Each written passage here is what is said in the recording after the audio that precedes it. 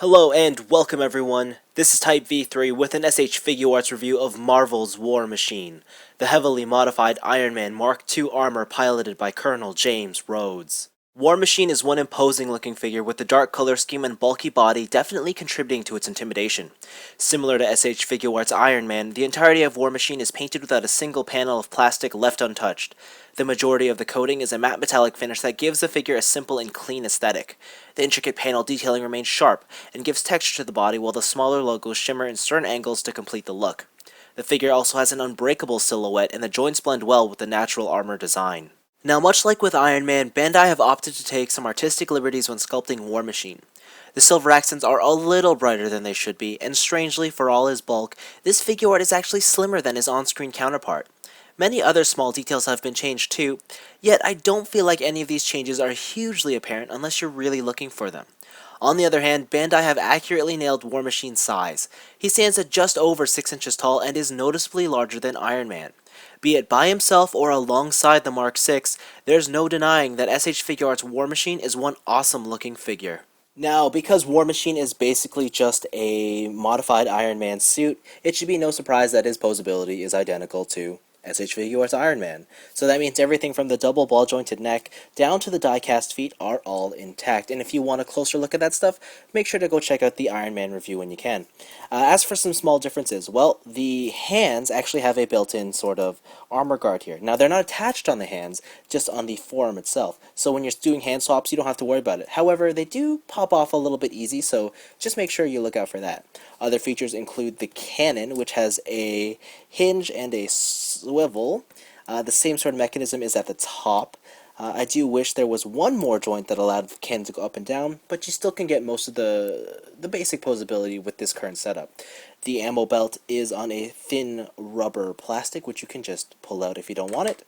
And unlike Iron Man, who had the replaceable armor air flaps, War Machine's is actually on built-in hinges, which makes it a lot easier and much more manageable. Same story with the calves. So, that is great. As a whole, what you're getting with this figure is the posability of Iron Man with small, minor upgrades in playability and articulation. I should mention that because he has a bulkier suit, some range in certain joints is weaker, like say getting his arms in front of his chest is a little weaker than expected, but he does have spots where he is actually better, like this torso area. Just because of the natural design of the suit, it is far superior. So, it's pretty great. I don't have any complaints here. It is phenomenal for what this suit and design is and just how much playability they got out of it. I am thoroughly impressed. War Machine comes with both fists and open palms. Honestly, I don't think I would have cared all too much if fists were his only option, because those built-in handguards just make the open palms look a little odd.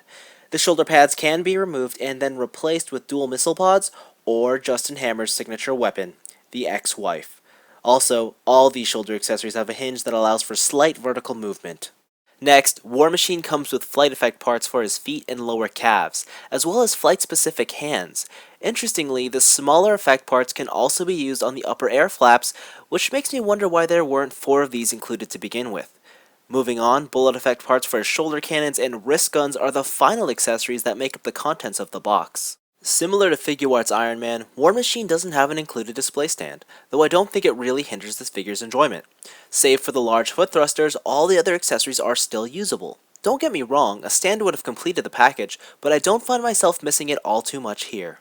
For as much as I love Tony Stark as a character, I've usually preferred War Machine's general design over Iron Man's.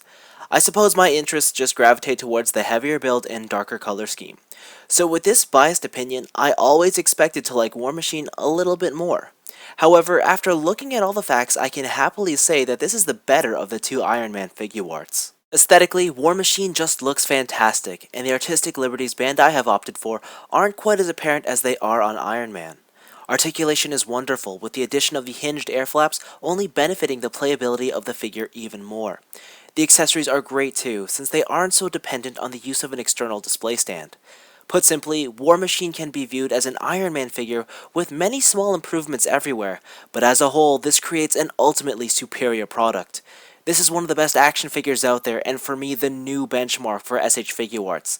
It's a release I can't recommend enough, and I'd even say it's entirely worth it at the inflated North American retail price. Because yes, SH Figuarts War Machine is just that good. Anyways, this has been Type V3. Thanks for watching, and with Bandai setting the bar high with these Iron Man Figuarts, I'm tremendously excited to see what Max Factory brings to the table amidst their upcoming Figma Avengers.